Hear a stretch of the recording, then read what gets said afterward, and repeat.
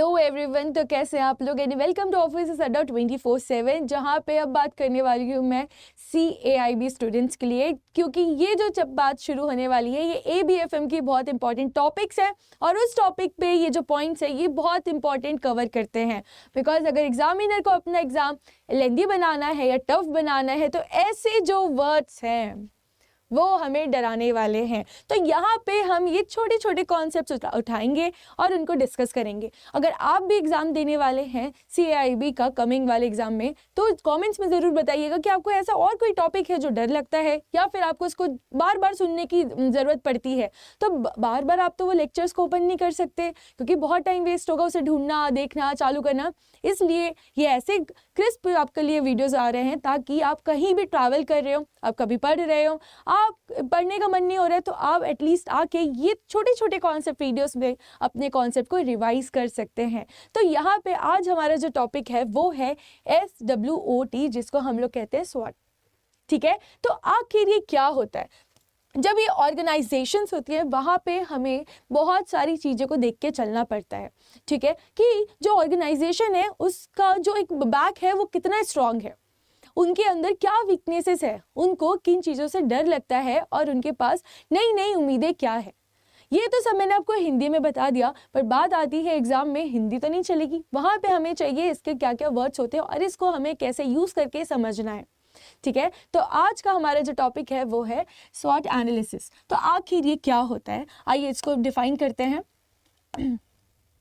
यहाँ पे जो S मतलब होता है, इसका मतलब होता है हमारा स्ट्रेंथ। अब W मतलब यहाँ पे वीकनेस, कि हमारी क्या कमजोरी है, हम किस चीज में पीछे रह गए।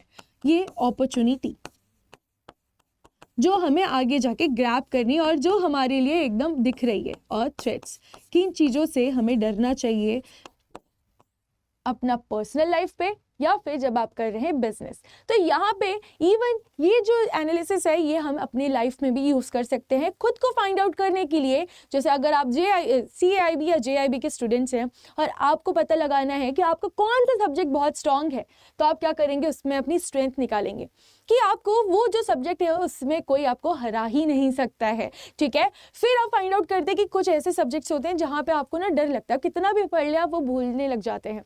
तो वो हमारे थ्रेट्स है, वो हमारी वीकनेस है कि वहाँ पे हम कितनी भी कोशिश कर ले हम वीक ही रह जाते हैं। तो हमें ये सब एनालिसिस करना है। उसके बाद अपॉर्चुनिटीज़, अब आपको जो ऐसे ऑनलाइन क्लासेस मिल रही है, मिनी मैराथन प्रोवाइड करवाई जा रही है, यहाँ पे आपको टेस्ट सीरीज दी जा रही है, ये सब आपके लिए एक अपॉर्चुनिटीज़ है अगर आप इनको यूज़ करते हैं तो। और वहीं पे थ्रेट्स मतलब यहाँ पे आप बाकी एग्जाम्स को लेके भी टेंशन में आ रहे हैं, आप डर लग रहा है आप लोगों को कि हम नहीं कर पाएंगे, हमसे नहीं हो पाएगा, ये कैसे होगा, एग्जाम्स है, इलेक्शंस है, नहीं होगा, ये बाहर से आपको थ्रेट आ रहा है। ठीक है, तो यहाँ पे दो चीज़ होती है जो आपके इंटरनली होती है और दो चीज़ होती है जो एक्सटर्नली आपको इफेक्ट करती है।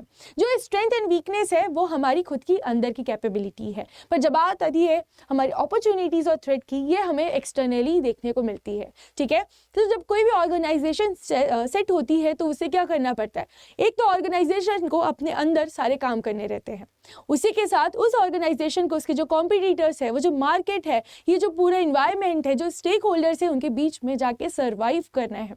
तो वहाँ पे अपने जो भी साइड इफेक्ट्स हैं, उनके जो भी ड्रॉबैक्स है, उसे फाइंड आउट करना ज़रूरी है। अगर कुछ चीज़ उनकी बहुत स्ट्रांग है तो वो तो बढ़िया है, पर ऑर्गेनाइजेशन को अगर आगे बढ़ना है तो उसे अपने वीक पॉइंट्स भी फाइंड आउट करने हैं, जिसके लिए वो लोग क्या यूज़ करते हैं, SWOT, that is SWOT analysis. ठीक है, चलिए तो यहाँ पे हम देखते हैं स्ट्रेंथ मतलब क्या होता है। ये कैरेक्टरिस्टिक है ऑफ द बिजनेसेस और projects that give it an advantage over others. हमारे पास कोई ऐसी चीज़ है, कोई ऐसी USP है जिससे हम बाकियों से अलग है, वो होती है हमारी स्ट्रेंथ। मतलब उसमें कोई हमें हरा ही नहीं सकता है। ठीक है, अब आती है नेक्स्ट पॉइंट जो कि है वीकनेस। ये कैरेक्टरिस्टिक होती है that place the business or project at a disadvantage relative to others। अब कोई ऐसी चीज है जिसमें हम पीछे रह जाते हैं लोगों से।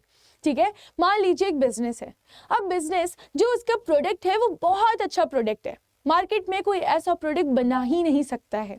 ठीक है, तो जब ये बात आ रही है कि प्रोडक्ट बहुत स्ट्रांग है तो वो तो हमारी स्ट्रेंथ है। कि इतने कम रेट पे इतना सही प्रोडक्ट हमसे बेटर कोई बना ही नहीं सकता है। पर जब बात आती है वीकनेस में दिक्कत ये हो जाती है कि हमें प्रमोशन करते ही नहीं आता है, कि हमारा प्रोडक्ट इतना अच्छा है कि लोगों तक हम पहुंचा ही नहीं पाते हैं।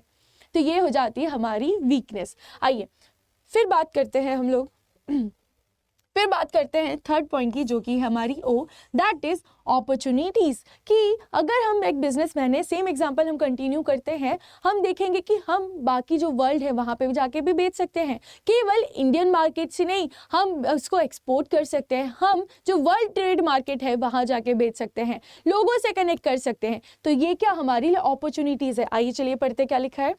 Elements in the environment that the business और project could exploit to its advantage। यहाँ पे हम लोग जैसे अभी हमने बात लिया कि अगर हम अभी केवल इंडिया में काम करते हैं, अपना बिजनेस केवल इंडिया में करते हैं, तो हमारे पास एक अच्छा अपॉर्चुनिटी है कि जो बाकी कंट्रीज है हम वहाँ जाके भी एक्सपोर्ट करके अपने बिजनेस को एक्सपेंड कर सकें।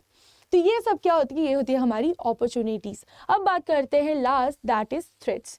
Elements in the environment that could cause trouble for the business और प्रोजेक्ट। अब ऐसे थ्रेट्स की हमने तो बोल दिया कि हम फॉरेन में जा सकते हैं, बट जब फॉरेन में अपना बिजनेस सेट करेंगे तो हमको अपने गवर्नमेंट से लॉ देखना पड़ेगा। क्या लॉ हमें एग्री करती है कि हम दूसरी कंट्री जाए और ये काम करके आए? क्या उस कंट्री वाले लोग हमको एक्सेप्ट करना चाहेंगे? क्या वो हमारे गुड्स को अपनाएंगे? ये सब चीज़ें हमारी थ्रेट हो जाती है कि आज ये जो ऑलरेडी सेट बिजनेस है, जो ऑलरेडी एक्सपोर्ट कर रहे हैं, तो अगर क्या वो हमें जाने देंगे? क्या हम हर चीज़ को समझ पाएंगे? ये जो एक थ्रेट आता है हमें बाहरी लोगों से, ये होते हैं हमारे थ्रेट्स। ठीक है, तो ये केवल एक बिजनेस में नहीं, ये अगर आप एग्जाम भी देने वाले हैं तो अपने लिए भी यूज़ करिए। ठीक है, ताकि आप फाइंड आउट कर सके क्या आपकी स्ट्रेंथ है, क्या आपकी वीकनेस है, क्या आपकी अपॉर्चुनिटीज़ है और क्या आपके थ्रेट्स है।